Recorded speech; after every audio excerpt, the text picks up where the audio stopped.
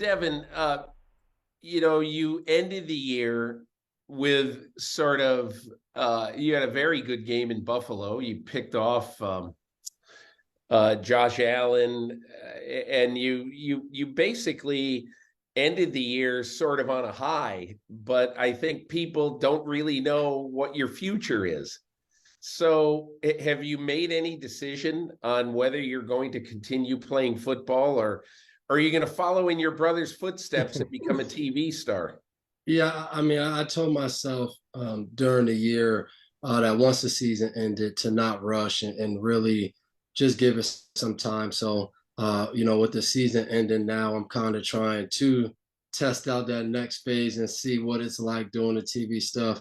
Went down to New York and did CBS. I'm going to go to LA and do NFL Network, and just to kind of see how all of that feels and how it works. And then I'm just going to take time, go on vacation with my wife and kids, and just kind of relax and try to see what's next. Like I'm not 100% sure either way, but I know I want to take my time. Like you do something for 13 years, I don't want to rush to make a decision, have time, and just try to figure everything out.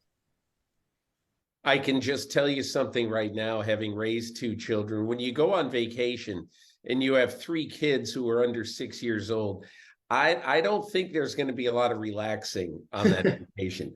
So I just want to warn you about that before Yeah, I you know. I'm setting myself up. I already know. um, so let's talk. I got two questions to ask you about football. In your career, you've obviously had an incredibly distinguished career with the Patriots. And I wonder, when you started out, did you think it was going to be anything like this? Even though you were going to this great franchise, did you think your career was going to turn out like this with multiple Super Bowls and everything going as well as it has? No. I was a guy originally from New York, not a huge Patriots fan. Being at Rutgers, Shiano used to meet with Bill, and he would come up to New England and see what they did. So we would always be back in college and hear about, humble pie and everything that the Patriots did. And I used to always be like, man, I hope I don't have to go and play there. I don't like any of that stuff. And then I would say getting here and really living in the shadow of what the teams did in the early 2000s, and still having Tom here, it felt like as a young guy, as a guy on defense, it felt like the only way that if we don't win Super Bowls, it was going to be all of the young guys' faults that's coming in, that new generation. And that's what I quickly started to feel when I got here. It was a ton of pressure to not just be good, or like my rookie year, we went 14-2, but we lost in the divisional round of the playoffs. And that was like the ultimate fail of a season. And I'm a rookie, and I'm just like, man, like that was a fail. Like we lost 3 games all year.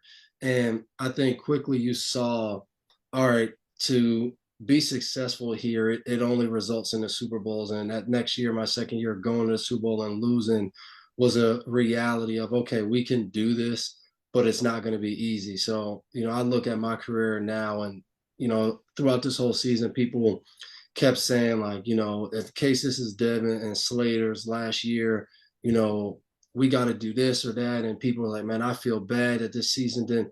And me and Slate would sit there and say, man, we look at our careers and it's like, don't feel bad for us.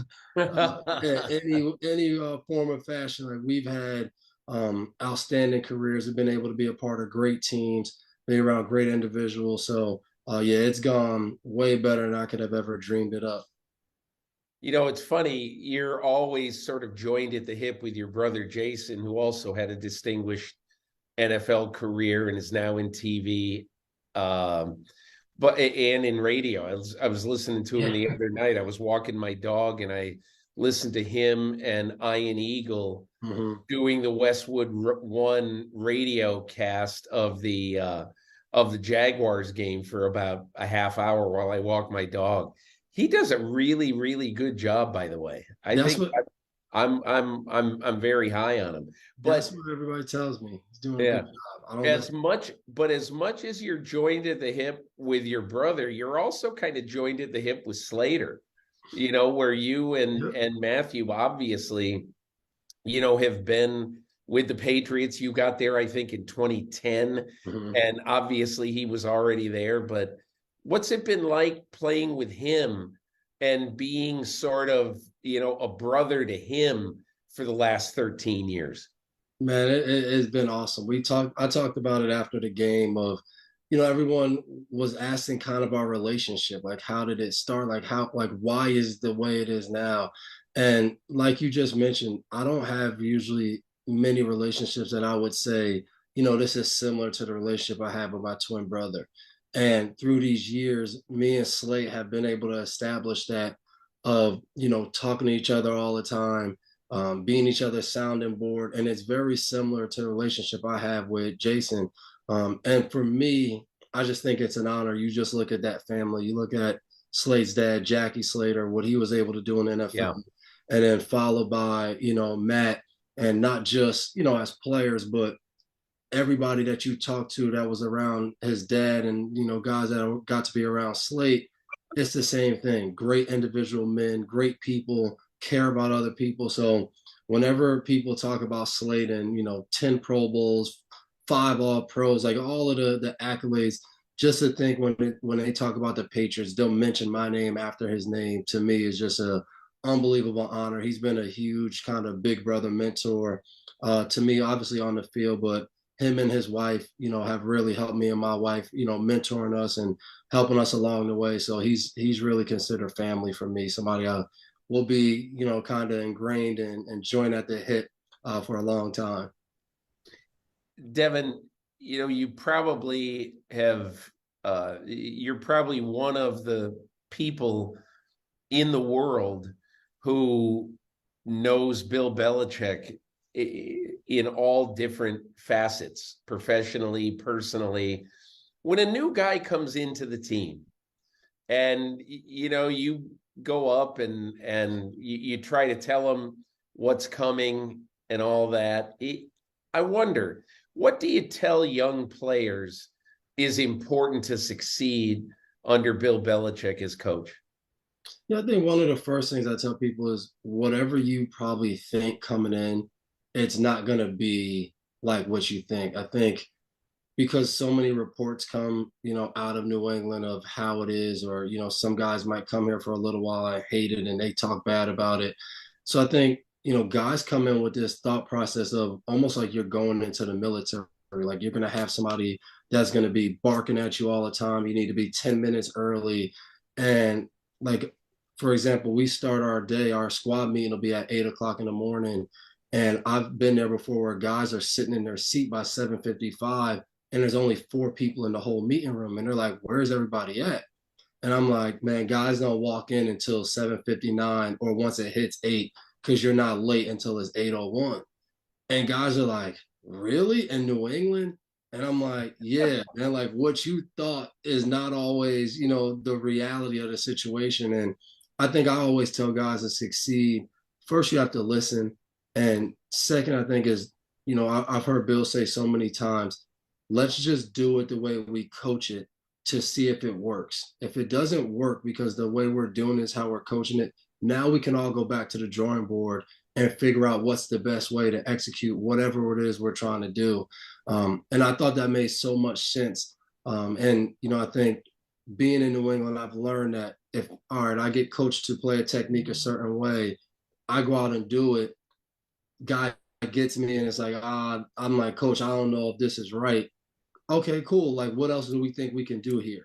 And I think that is one of the biggest reasons why, we've been successful through the years is that back and forth between players and coaches, which I would say from the outside looking in, when you first come here, you don't expect to get anything like that in New England. And I can say from a defensive standpoint, like that's how we've been able to communicate and work throughout the years. And I think has led to success. And I don't think many people as players coming in, either young guys or free agents that sign from other teams, are expecting it to kind of go that way. Why have you never wanted to leave and experience life outside of Foxborough? I've thought about it, and I think for me, in 2013, I read Tony Dungy's book, Uncommon Man. And he had one chapter where he talked about free agency, and he talked about guys when they went to free agency would go, and as soon as they got there, it was like, all right, who's offering the most money? Like that's where we're gonna go play. And he talked about like there's nothing wrong with that if that's what you want to do. But if you want to break it down in totality of, all right, where do I want my family to be? What defense do I think I'll thrive in? How do I play out every year of the contract? And every time I've been a free agent, I've always felt like my best chances to do that was coming back to New England. I always felt like it was my best chance to win a Super Bowl, best chance to make, however many years the length of the contract was. I knew I was going to play in a defense that I knew and I could be successful in. And I knew I was going to play with a bunch of guys in the locker room that I enjoy playing with and, that I can experience success with. So I've always tried to break it down. And that's the advice I've given other guys when you're a free agent. Pick your numbers wherever you think you're at and you want. And then try to figure out the rest of those things as far as how to be a good football player, because that's ultimately what we all want to be. Like, I think you get drafted somewhere, you win games. My brother always says that. He goes, you don't want to leave. He was like, most guys want to stay there. They want to sign an extension. They love it. They might love it there, the security, everything that comes along with it. But I just know how the business goes. So very fortunate for me. I've been able to be back here and execute a few different contracts that have brought me back here over a long period of time. And I've enjoyed that. I wonder if it is difficult knowing, you play with intensity, but you also play with joy. And watching you play over the years, it's clear that you really love your job. And so it has to be tough sometimes reading about and knowing that, hey, look, the longer you play, the more you might get head trauma, the more you might feel like crap when you're 55 years old, mentally and physically. How have you balanced that over the years with basically saying, okay, I mean, you're 35 years old now. And how have you balanced love of game with the aspect of understanding that, you might be doing harm to your 65-year-old self? Yeah, I think that's probably the toughest battle that we all go through as players. And I would say over time, as we've been more educated on the effects of playing football, when it comes to your head, or talking to even to former players, like being out at NFLPA meetings and talking to former players, I think you try to stay in the moment. And, I think what the future might hold, but it's also, there's a kind of sense of unknown. Like you don't know. And I think we always have to be careful living our life thinking, man, I don't want to do this because this might end up like this, or this might end up like that. Like you started off with, I've had so much fun playing this game. And I think, playing with joy and passion and just going out there overall and having fun has not only been beneficial to me, but I also feel like as players, when we go out there and play anything else that we want to push forward to our platform, like I believe in God. And I feel like when I go out there and play, there might be someone that might be going through a hard time and say, man, like, look at the smile on that guy's face. Like he looks like he's having so much fun, especially this year, like you said, as a 35-year-old. And I feel like people look and they're like, man, this guy's old. Like he's still out there playing.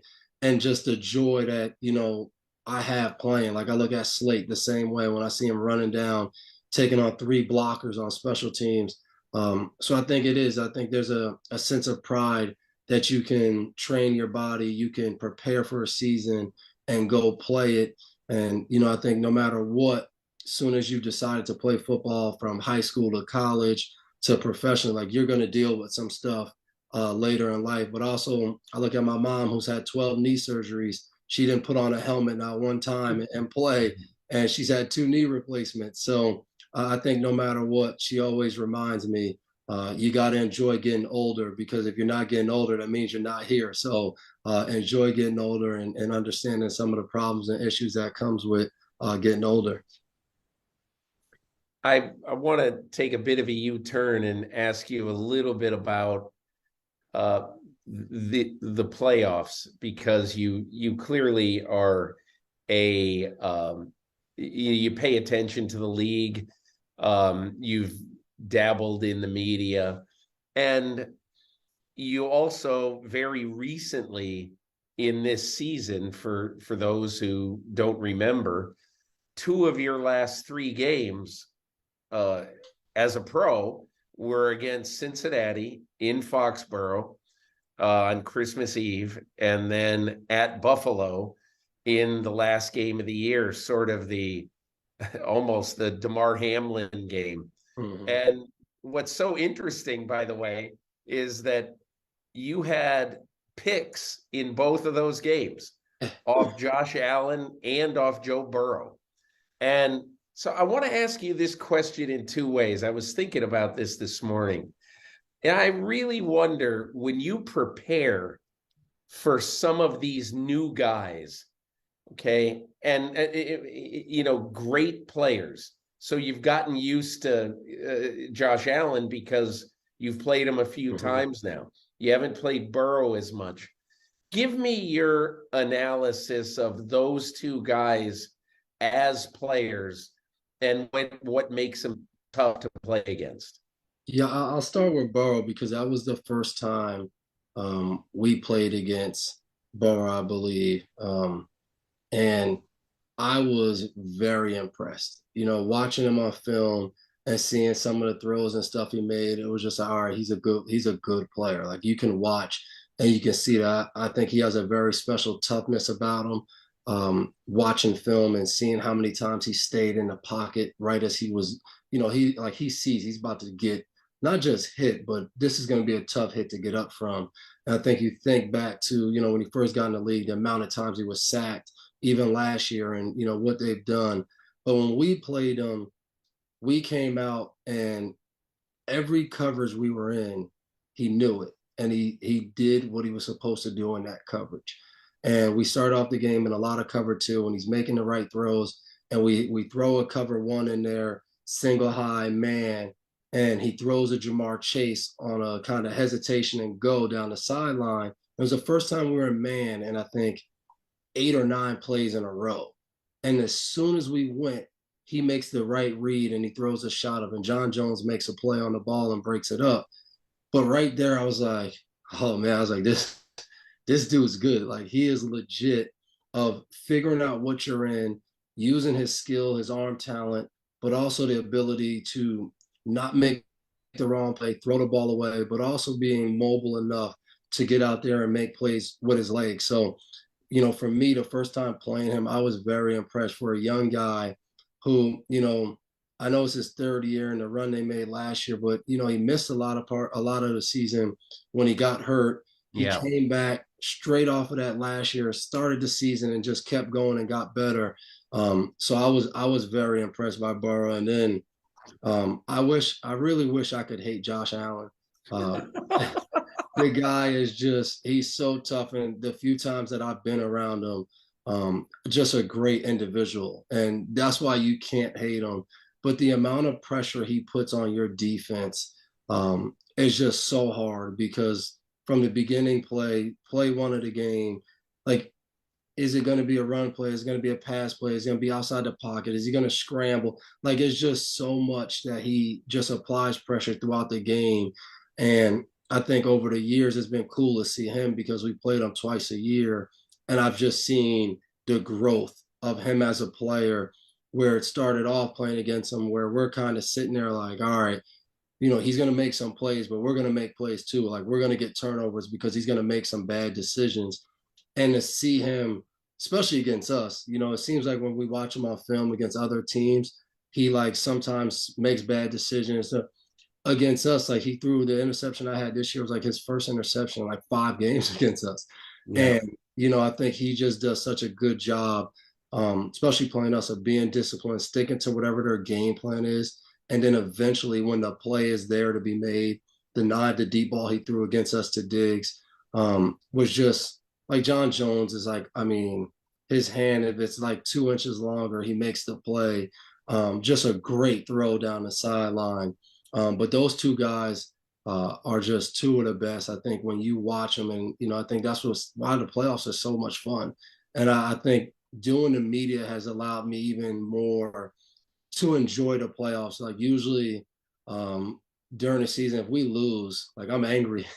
I'm angry watching the playoffs because it's like I want to be there. And as I've gotten older, even last year, watching and just enjoying it for just the game, like watching the game of football being played at a high level, it's just fun to do. And now being able to go on TV and talk about the game and tell what I see and all of that, that's been fun. It's been better than I thought it would be. I always knew that I liked talking ball, but it's been, I've really enjoyed sitting in a production meeting, like at CBS, with Coach Cowher, Sims, Boomer, Nate, JB, like sitting with all those guys and like hearing them talk about, maybe coaches talking about in the 90s or Phil and these, like they're just talking about the game and what they've seen, the evolution.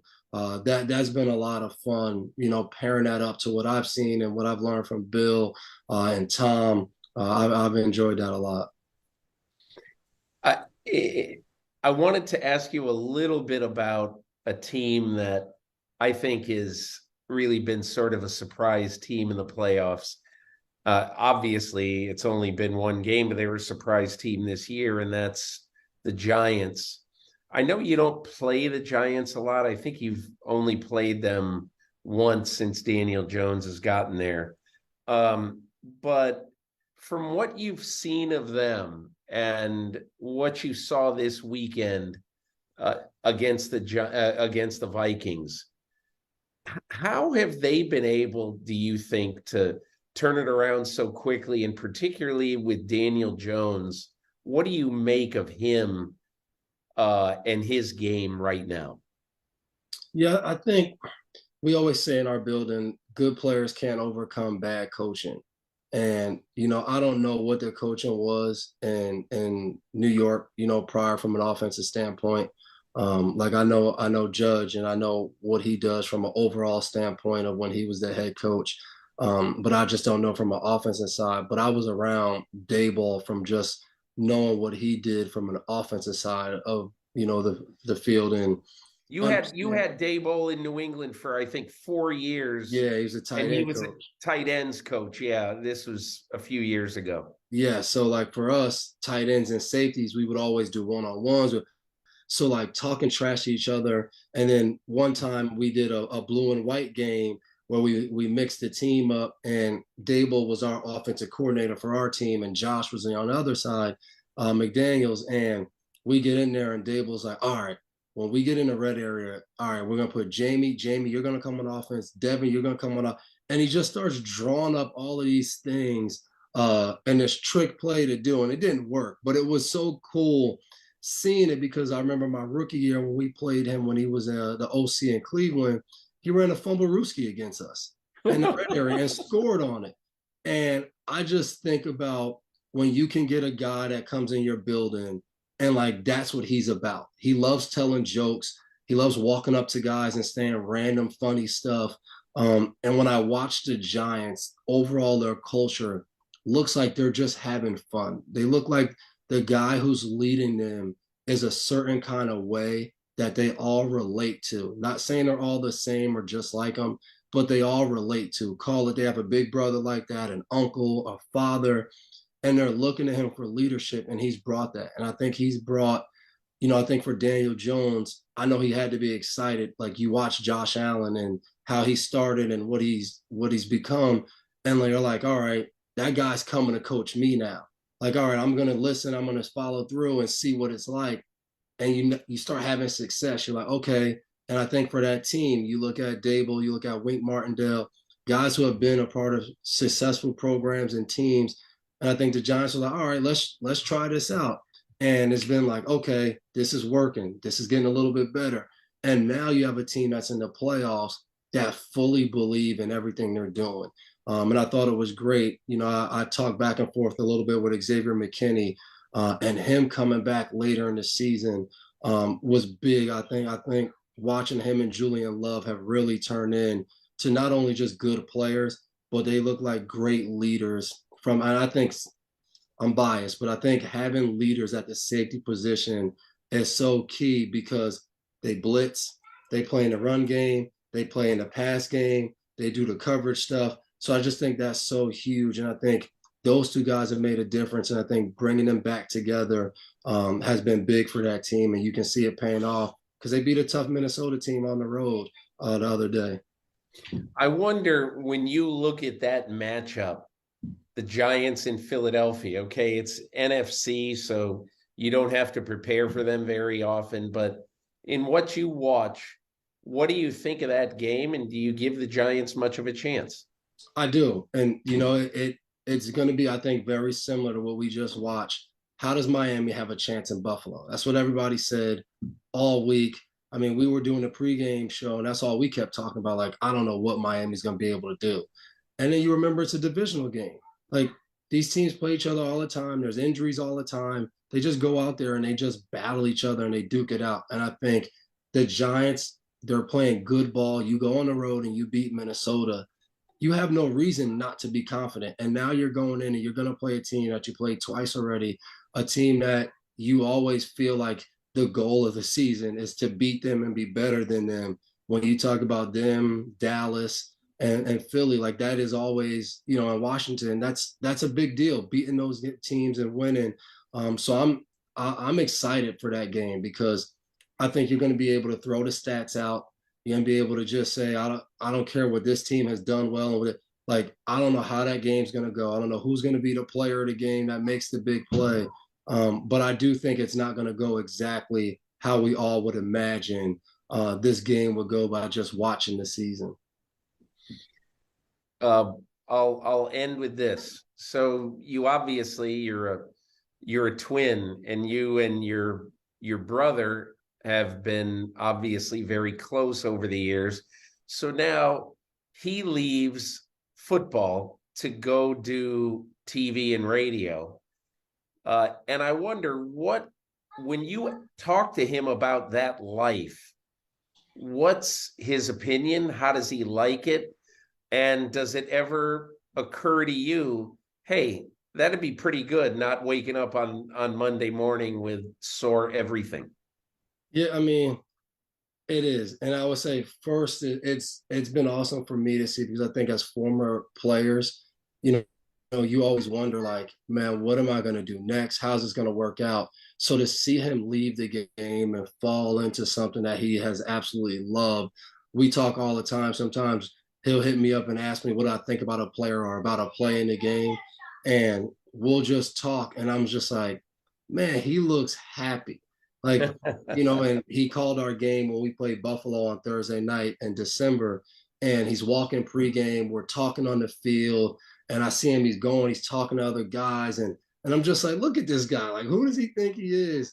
But it is. And I think because we're so similar, I look at what he's doing and I'm just like, man, like, I think I would enjoy that too. Or when he called me when they were in London and Germany, he's telling me what they're doing. And I was like, man, like, that's kind of cool. You're traveling and, for a while in your life, you got paid to play football. Now you're getting paid to tell about what you learned from the game and what you see in the game today. And it's been inspiring to me to see, even if I keep playing, that could be a road for me to take and enjoy. And if this is it and I decide to stop playing, I now have somebody to lean on to try to get advice, to try to get better. So I'm excited about that. And I think, he's done a really good job. Hold on, I'll be right there. Can I give you one just very, very tiny piece of advice Definitely. on that career? Yep. Okay. So a long time ago, I worked for a paper in New York called Newsday, and I covered the New York Giants for 4 years. It was in their glory years, Parcells, Sims, LT, Harry Carson.